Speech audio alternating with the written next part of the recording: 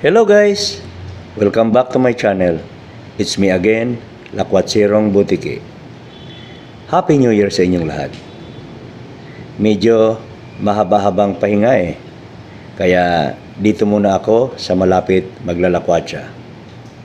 Umpisahan ko muna dito sa makasaysayang simbahan ng Taguig City, ang Archdiocesan Shrine of Saint Anne, o mas kilala sa pangalan na Taguig Church. Samahan niyo ako dito guys!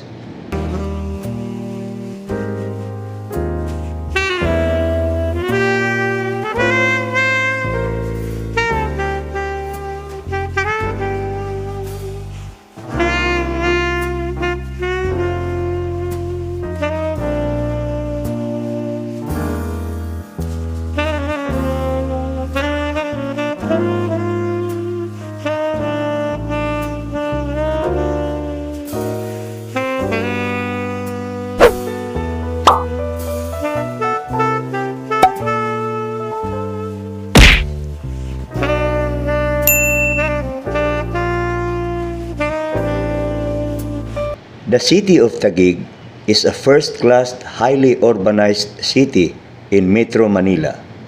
According to the 2020 census, it has a population of 886,722 people. Located in the western shores of Manila Bay, the city is known for Bonifacio Global City, one of the leading financial centers of the Philippines. Originally a fishing village during the Spanish and American colonial periods, it experienced rapid growth when former military reservations were converted by the Bases Conversion and Development Authority into mixed-use planned communities. Taguig became a highly urbanized city with the passage of Republic Act No. 8487 in 2004. The original farmer, fishermen of the area, about 800 in number, were good at threshing rice after harvest. Hence, they are referred to as mga taga-giik, Tagalog for rice thresher, and the settlement as puok ng mga taga-giik.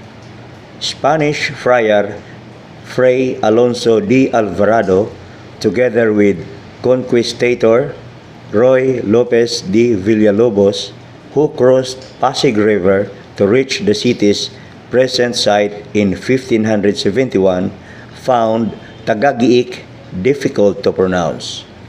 Tagiig was later shortened to its current form, Taguig.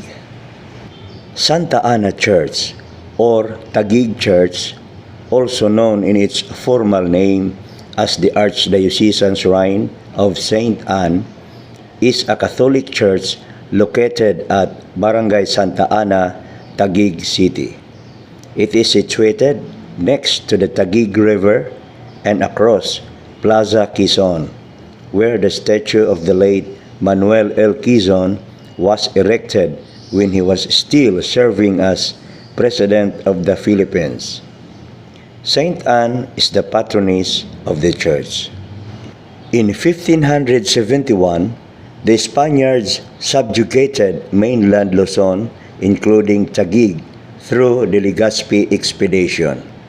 Between years 1582 and 1583, Taguig became part of the Encomienda del Tondo and was under the headship of an alcalde mayor, Captain Vergara. Taguig was eventually established as a separate town in 1587 and was declared a parish with Saint Anne as its chosen patroness. Augustinian friars Father Diego Alvarez and his assistant, Father Diego D. Avila, were assigned to begin religious activities in Taguig. The first concrete church for use of the faithful was built by Fray Hernando Guerrero, OSA, in 1609. However, the 1645 Luzon earthquake caused it considerable damage.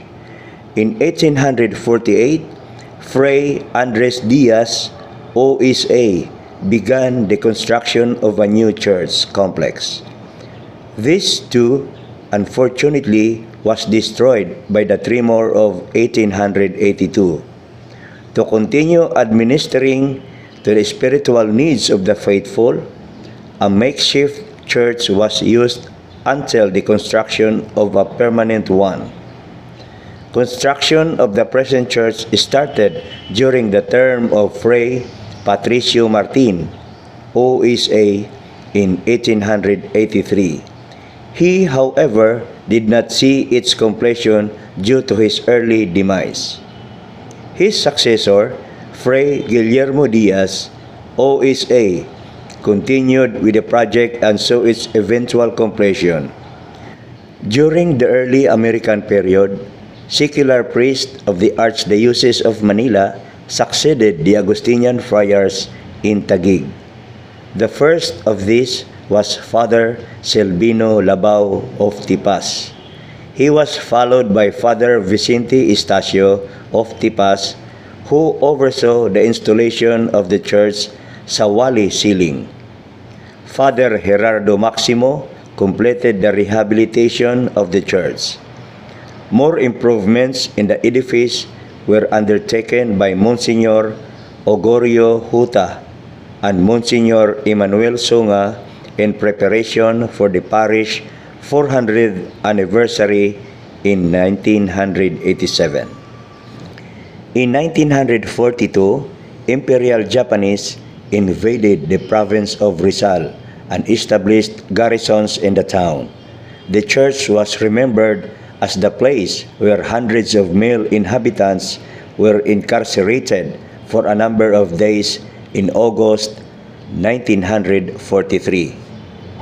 The current parish priest of Archdiocesan Shrine of St. Anne is Reverend Father Renier Noel N. Liorca. The church houses the Museo de Santa Ana, which contains religious relics and repository of artifacts detailing the rich religious culture and history of Taguig since 1857. On July 26 of each year, the church, along with the city government, celebrates Santa Anang Banak Taguig River Festival, which is a fluvial parade in honor of the town patroness. The thrills and excitement of the fishers are replayed each year by the Pasubo, where fluvial parade participants in colorful boats and spectators by the riverbanks toss fruits and native delicacies to each other. Aside from the July festivities, which is also the liturgical feast of Saints Joaquim and Anne, the Pistang Pasasalamat or Thanksgiving Feast, locally known as Pistang Bayan ng Taguig or Taguig Town Fiesta, is celebrated every Quinquagesima, the Sunday preceding Ash Wednesday. It is a celebration of thanksgiving to Saint Anne, especially for her intercession paved the way to the liberation of Taguig from the hands of the Japanese forces during the Second World War.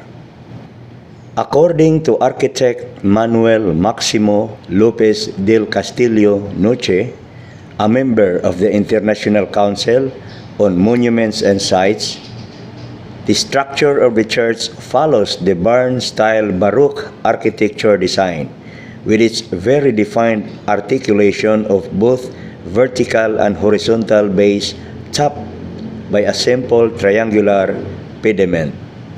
Among the notable features of the church complex of Santa Ana in Taguig is the old funerary chapel, constructed in the 1700s using Filipino forced labor. The chapel is made up of tiles and walls of stones. It measures 12 meters in diameter, with its ground level reserved as repository for bones. Despite minor repairs in 1980, and in 1993, the Cimborrio, as it is called, stands beautiful yet quaint in the old cemetery of the parish. On July 25, 1987, the National Historical Commission of the Philippines installed a marker on Archdiocesan Shrine of Saint Anne for its historical value and patriotic endeavors to dramatize the need to focus to the national consciousness the history of the country from the Filipino viewpoint and to evoke pride in the national heritage and identity. The church was also declared and recognized by the government as a cultural property based on the official list provided by the National Commission for Culture and the Arts, National Historical Commission of the Philippines, and the National Museum of the Philippines.